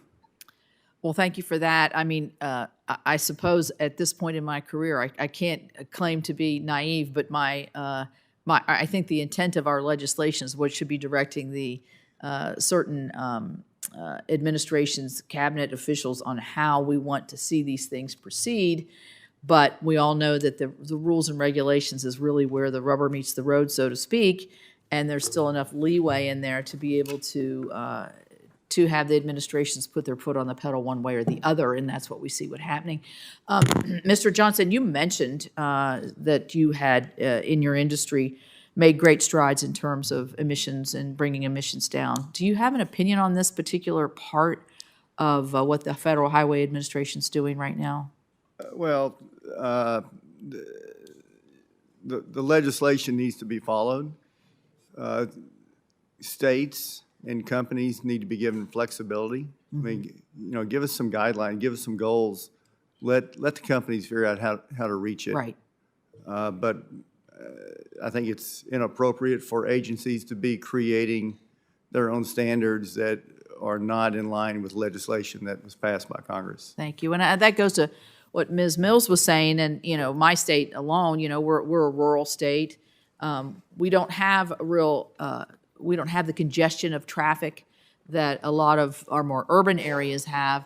So in order for us to bring our targets down and show improvement, it's going to be really difficult because we don't really. It's almost like I'm not going from 100 to 90.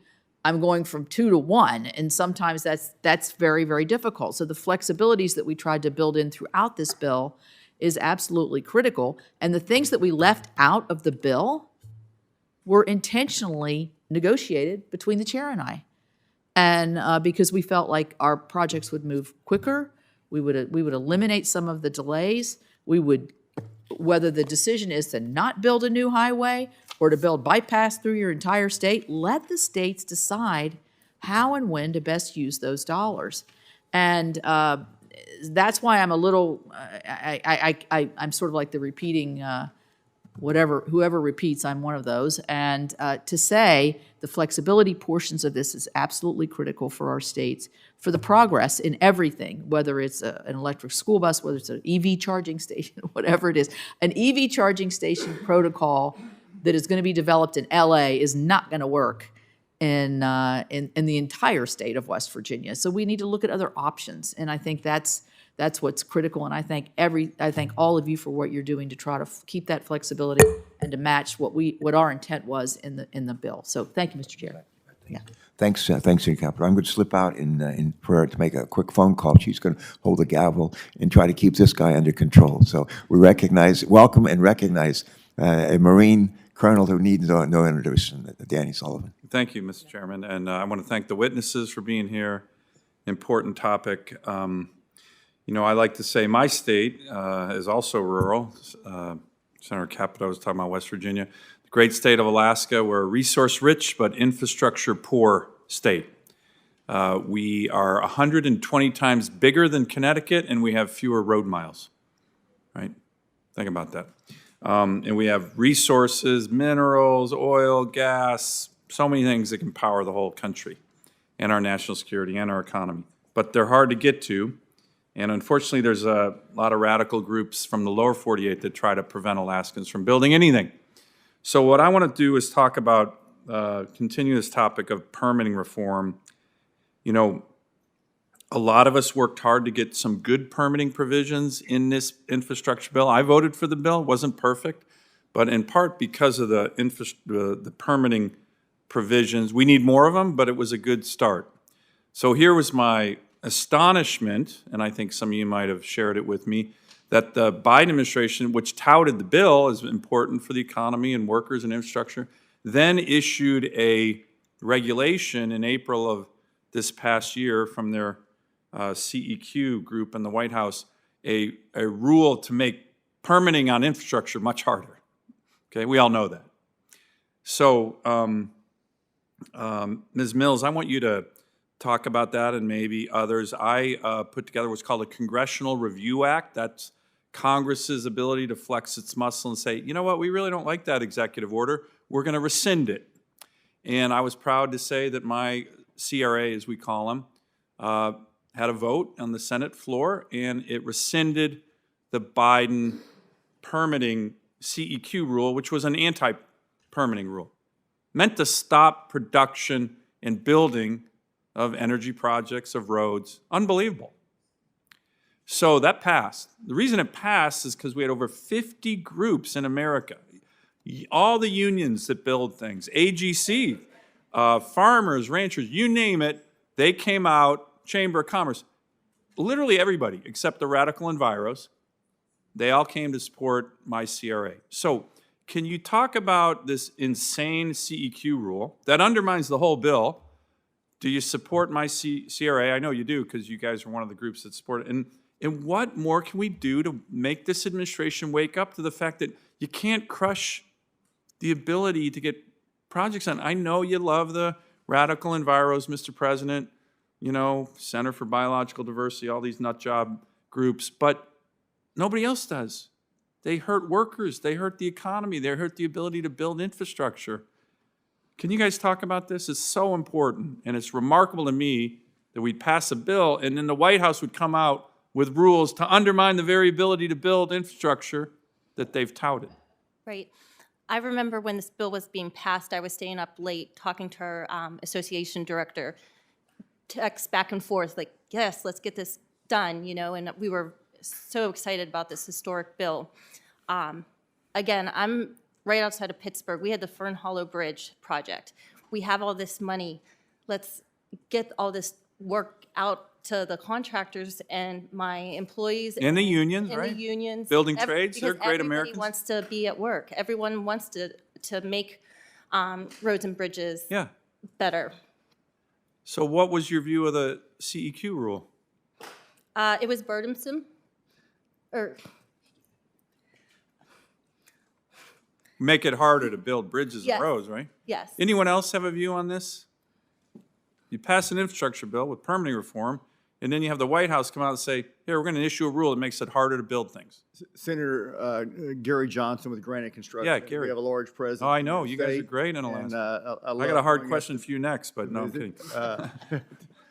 But it is, and something else that is, it confuses us. We are moving, vehicles are becoming more fuel efficient, we're going to electrical vehicles. Obviously, that lowers the amount of revenue we get from the gas tax. I'm sure everybody will figure out how to raise that revenue later. But if the vehicles are becoming more energy friendly or environmentally friendly, what's wrong with building capacity? Right. We need capacity to move the freight, to move the goods, which reduces inflation. If you have a truck sitting on a highway because, and going 10 miles an hour, all it does is increase inflation. So we need to get over the fact that we have to continue to build capacity to keep up with the fact that we're increasing the population of the state and we're producing more goods. Yeah, absolutely. But Mr. Bauer, I agree with you. do you have a view on this? And I'll just open it up for all, but on permitting reform, we just need a more efficient, timely, certain permitting. We're not cutting corners. I mean, in Alaska, we love our environment, but it shouldn't take 8 years to permit a bridge. We had a gold mine in Alaska. It took 20 years to permit. The Kensington mine, it now employs over 400 people, average wage over $110,000. Took 20 years. That's insane. The only people that helps is the Chinese Communist Party and the radical enviros. That's my view, but.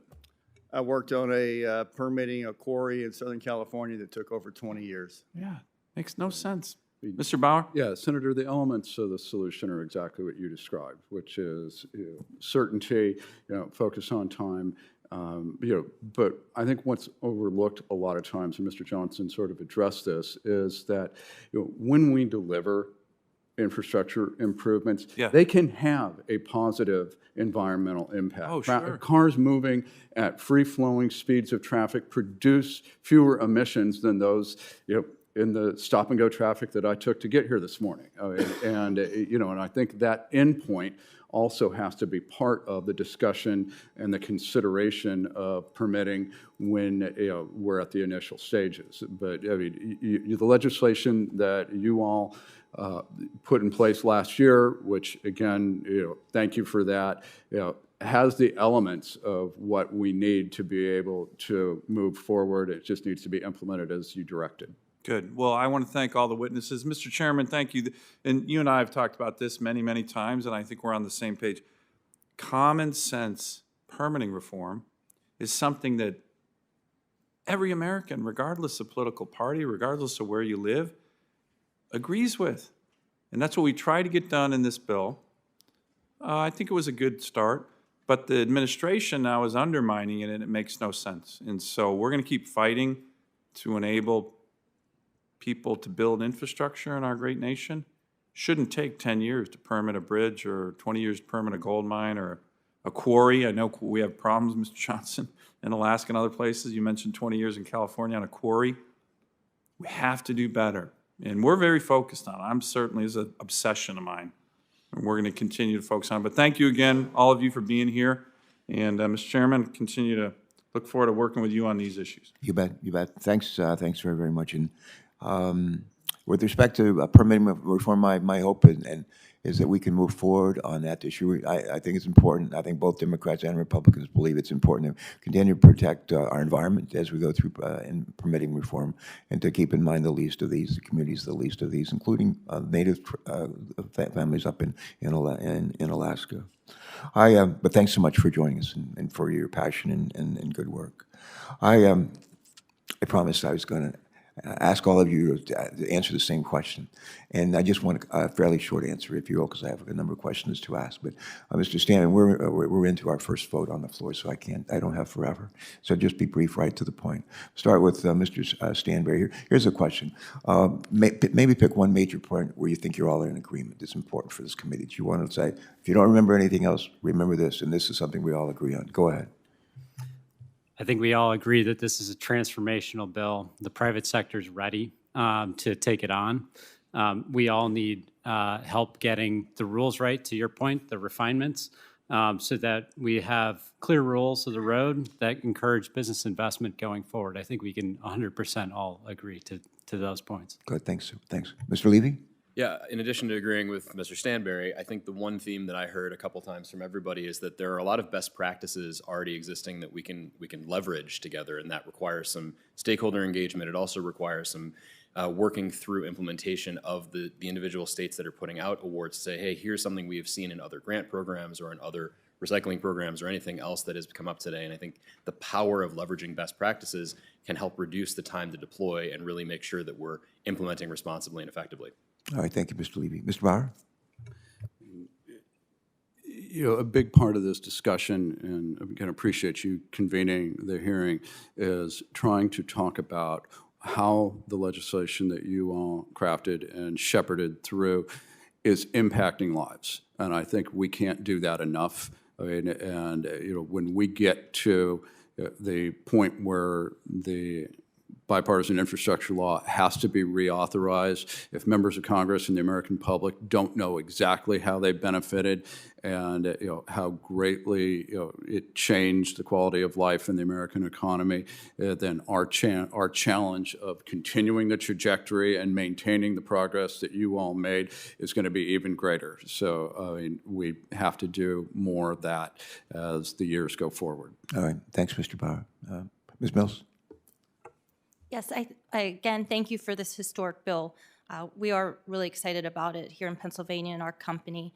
I think I'm echoing what everybody else is saying. There's some challenges to it. There's a little bit of uncertainty, but we look forward to benefiting from it. Okay, thanks. Yeah, Mr. Johnson? Dave mentioned the reauthorization, but even before that, it's important that we get a full year of appropriations out and we don't have continuing resolutions. Amen. We got to get the money to the states and let them spend it. If it's inflationary to continue to push things down the road. Business indeed certainty and predictability. That's one of the first things I ever learned as a Cub state treasurer at the age of 29. And I will take that with me to the grave. We have Senator Padilla is joining us by WebEx. Alex, we're in the middle of the vote, but go ahead and take a few minutes, please. Go right ahead. Thanks for joining us. Well, thank you, Mr. Chairman. Thank you for the flexibility. As you know, I'm simultaneously in Judiciary Committee, so I appreciate the opportunity to join virtually. And I'll just jump right into it. Strengthening our electrical grid is an ongoing effort, particularly in my home state of California. Now, 2 years ago, you may recall an extreme summer heat wave placed so much stress on the grid that rolling blackouts were imposed on many customers across the state. Now, this September, triple-digit temperatures during an extreme heat dome event presented a similar challenge to the grid, with peak electricity demands reaching a new all-time high. This time, however, there were no rolling blackouts, and we have the hundreds of thousands of Californians who took voluntary steps to reduce their energy consumption to thank for that. We also have improved an energy storage system to thank. Between 2020 and this year's heat wave, California installed over 3,000 megawatts of new battery storage. And I'm proud to have led the effort to include $5 billion in the Bipartisan Infrastructure Law to enhance the physical resilience of the electrical grid in response to extreme weather events and natural disasters. Electric vehicles draw power from the grid, but some models coming to the market soon will have the capacity to return power to the intense demand or serve as their own residential or community power generators, a system of bidirectional charging. Question is for Mr. Stanberry. How does school bus fleet electrification, along with the rollout of vehicle-to-grid technology, present opportunities to support improved grid resiliency, especially during emergency situations? Senator Padilla, thank you very much for the question. We're proud to be doing work with school districts in California. Electric school buses, as folks may guess, have very large battery packs that can serve multiple purposes. Since these buses have duty cycles or use patterns that leave them unused for much of the time, the batteries can be used to serve critical functions. In particular, they can provide power back to the grid and buildings and other devices when needed. And I would say that the electric school buses are designed in part due to some of the work in California to provide that bidirectional flow. Most of them today can do this. And that means that we can provide vehicle-to-grid services where the buses can provide power back to the grid in times of need. We have a couple of operating vehicle-to-grid projects up in South Burlington, Vermont, behind Green Mountain Power, out in Beverly Public Schools in Massachusetts with National Grid. And in fact, these very vehicles are being used to provide power during peak demand events. The other thing I would note, given the senator's outline of extreme events and community response to extreme events, we are seeing an increased interest because the batteries of these buses can be used not only to flow power back to the grid, but also to buildings, in using these batteries in tandem with on-site solar generation in places like California to form a local microgrid that can use the schools, which of course are public buildings, as community resilient centers during times of natural disaster. Really, these bus batteries end up serving the purpose of a community resource. And Senator, if I may, I think that there's an additional benefit beyond the V2G side of beneficial use. And what we see is that EVs, whether it's the bus side or the light-duty vehicle side, have the ability to help flatten the belly of the duck curve as we see daytime utilization coinciding with peak solar generation in California and elsewhere. So there's a symbiosis there that can happen even just on the usage side of the equation. So thank you for that addition, Mr. Chair. I know my time is short, but I'd like to ask just one more question. Go right ahead. Make it fairly brief.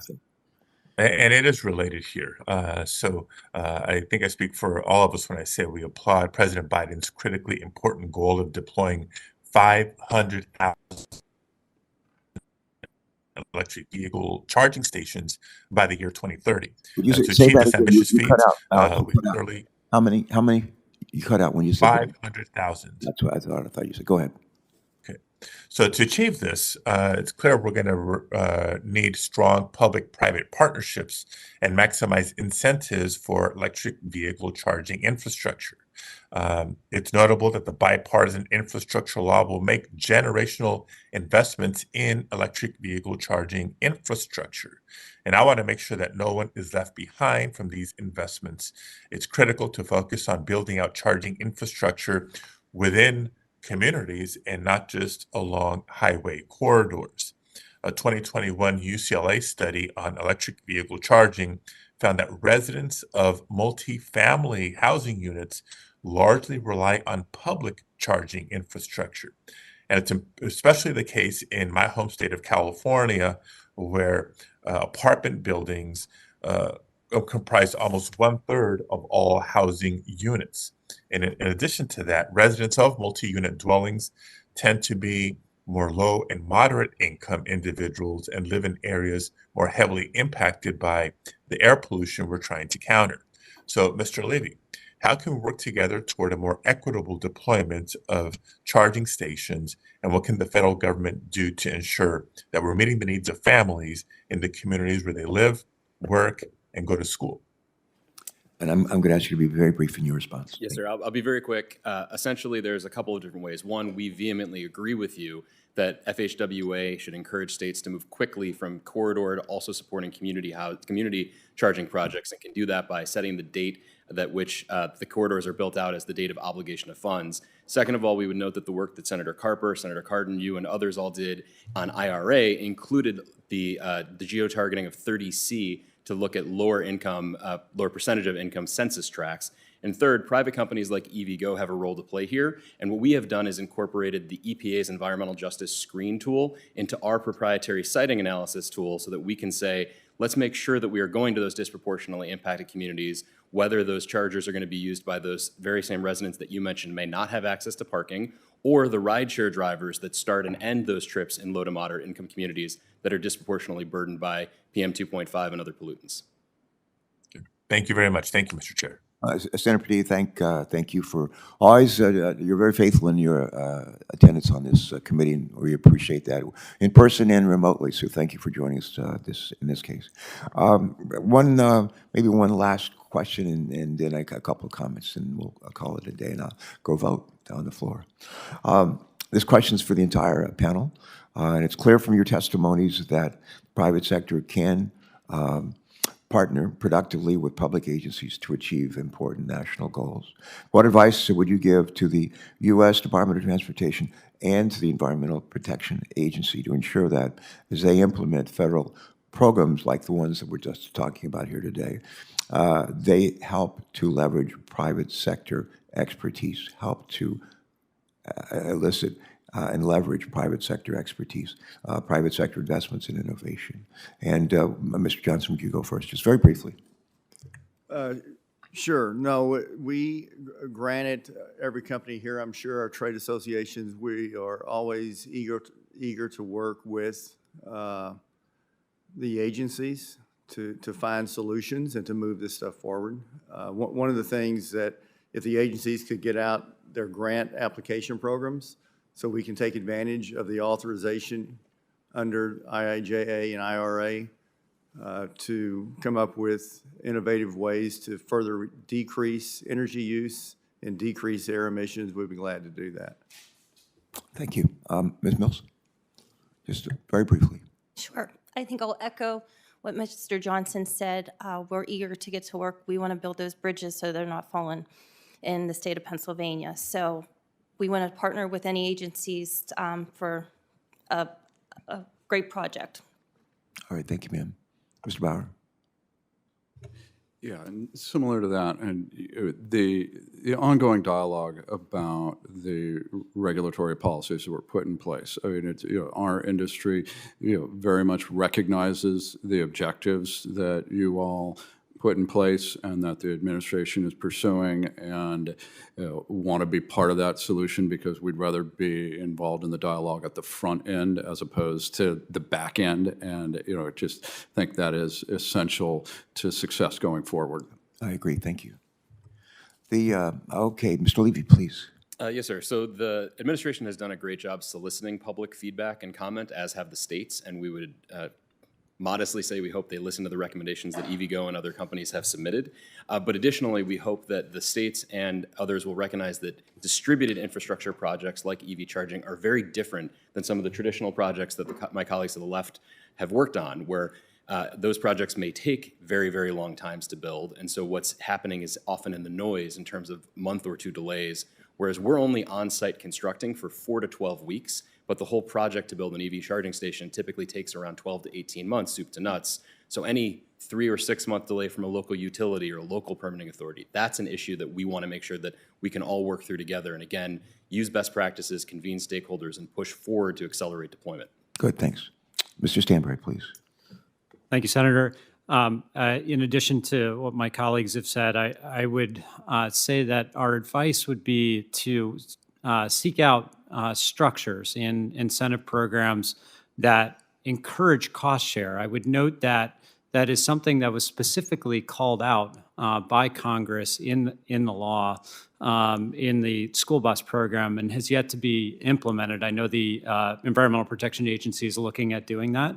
And we've strongly encouraged them to move forward expeditiously in implementing that. And I would also say to look for structures that reduce uncertainty and for business that will participate in providing that cost share, and to encourage competition amongst those businesses. Good, good, thank you. And in closing, I want to say a couple of things, if I could. I'm a big believer in certainty and predictability, and that's been a theme that's been permeating, I think, almost all of your testimonies.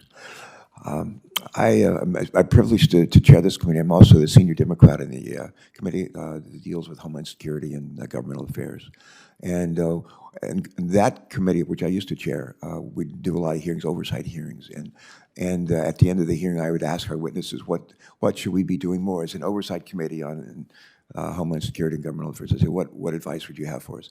And almost every time, the witnesses would say, more oversight. Which were the first time I heard that, it surprised me. But oversight's helpful. And, we worked so hard to put this bill together, this legislation together. Worked very hard with the president and his team, with the folks in the House, Democrats and Republicans. And none of anything that's this adventurous, just transformative. It won't be perfect. So we're going to do a lot of, oversight, and we appreciate your being part of that for us today. I go back and forth on the train to Delaware almost every day and night, and not a week goes by that somebody doesn't say to me, "I wouldn't want your job for all the tea in China." Really. Or they say, "You must hate your job." I love my job. I feel so lucky. Any time to actually be here and involved in whether it's climate change, you're trying to strengthen our economy, tame inflation. I mean, gosh, it doesn't get any better than that. Einstein used to say, I quote him a lot, he used to say the definition of insanity is do the same thing over and over again, expect a different result.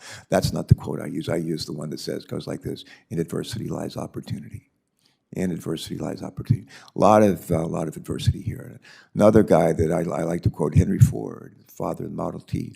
He used to say, if you think you can or you think you can't, you're right. If you think you can, you think you can't, you're right. I think we can, and one of the ways we will take this transformative legislation and actually bring the most good out of it is through your help and your advice and participation.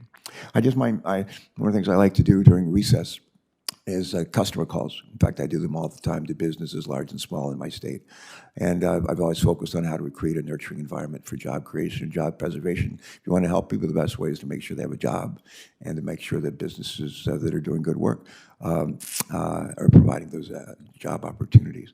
But I was out on the West Coast in the Bay Area, visited a bunch of technology companies that were interested in what we've done in the Inflation Reduction Act, particularly the pieces, there's huge pieces. I think it's about a $360 billion investment in the IRA in clean energy. And there are a bunch of technology companies out on the West Coast, as you know, and there are other places in our country. But they're very much interested in the provisions we put in that bill. And we visited one company, I think the name of it was Brimstone, and they're involved in a technology that enables for the creation of cement that, rather than increasing carbon dioxide and global emissions, actually diminishes it. And so we're going to have your cake and eat it too. But we're investing in taxpayer monies in that kind of technology, just like we're investing in making sure we have roads, highways, bridges, and else. We have to do both of those. And the last thing I would say, I like to say, there's no silver bullet. No silver bullet, but there are a lot of silver BBs. A lot of silver BBs. And you're helping us identify some of those, and for that we're grateful. One of those silver BBs involves getting a Senate-confirmed federal highway administrator on the job. And again, your testimony today to that effect is, I think, helpful. I'm proud of our committee, very grateful to Senator Capito for her support. And finally, when we've got an administration to give us a great nominee, Shailen Bhatt, actually move him through the hearing and now the reporting him out unanimously. And we're going to try to get him up before the Senate and get him confirmed ASAP. It'd be a great early Christmas present for the people of this country. He'll do a great job. And I think that the other thing, I have a script here, I'm going to read this, and then we'll wrap it up and I'll go vote. In closing, I want to thank our witnesses for appearing before us today and sharing their perspectives on the implementation of the Bipartisan Infrastructure Law. And before we adjourn, a little bit of housekeeping. Senators will be allowed to submit written questions for the record through the close of business on Wednesday, December 7th, Delaware Day. It's about the 250th anniversary of the day that Delaware became the first state to ratify the Constitution, the day that will live in, not infamy, but in glory. But Delaware Day, December 7th, is the last day that my colleagues have a chance to submit their questions. And it's a week from today. And we're going to compile those questions. We're going to send them to our witnesses, and we're going to ask you to reply to them by December 8th, the next day. No, not really. We're going to ask you to reply by Wednesday, December 21st. And the last thing, a word on inflation. I won a Navy ROTC scholarship, went to Ohio State, studied economics. My professors would tell you not enough, but enough to graduate and become a naval flight officer right in the middle of the Vietnam War. And after that, after war was over, came back to the States and moved to Delaware to get an MBA, studied some more economics. And one of the things I learned about were the laws of supply and demand. And I don't think they've really been reinvented entirely. And when we're looking at prices, and one of the points I would just have us keep in mind, there's a guy named Putin in Russia who's a no good guy, and he's invaded a little country and killing literally dozens, scores of people every day, just innocent people. It's just awful what's going on there. He's been using their energy policy, in an effort to really to be engaged in our election process. Aiding and abetting the increase in inflation, particularly at the pump and price of energy. And he and Iran, and we've been following what's going on in Iran as well. And we are determined to stop both of those countries, both of those bullies, from being successful in what they're trying to do. I don't want to mention that. But the last thing I'd say, I think I was treasurer when Gerald Ford and Richard Nixon were president, and we had inflation, as I recall it. We were looking at inflation like 20% inflation. A guy named Paul Volcker was nominated and confirmed to serve as the head of the Federal Reserve, and they raised interest rates to like 20%. You may recall, and it choked off inflation, created a recession. But it worked in terms of the inflation. Hopefully, that's not going to happen this time. But hopefully, the Federal Reserve, which was AWOL for frankly too much of this year, and they've now started doing their job. I think they're doing it well. Hopefully, we can navigate our way to a soft landing. But controlling inflation is a team sport, and the Federal Reserve has a big responsibility to do that, and as do the rest of us. And the private sector, companies like Brimstone, are coming through, and there's a bunch of them, and they're providing jobs and doing good things for our planet. That is, for me, the golden, that is like the holy grail. How do we save this planet? It's the only one we're going to have. President Biden is having a state dinner tomorrow night, and President of France, Macron, is going to be there. President Macron spoke to a combined session of the House and Senate about 3 years ago, and I'll never forget what he said. He spoke in English brilliantly. He said, "There's no planet B." That's what he said. He said, "There's no planet B." He said, "This is the only planet we're going to have." And so we have an obligation to take care of it. And thank you for your commitment to that as well. And we're determined to walk and chew gum at the same time. Do good things for our economy, do good things for for job creation in this country, and do good things so that our kids will have a planet that they can be proud of and live on for a long time to come. With that, I think it's a wrap. God bless you all. Happy holidays. Thanks so much.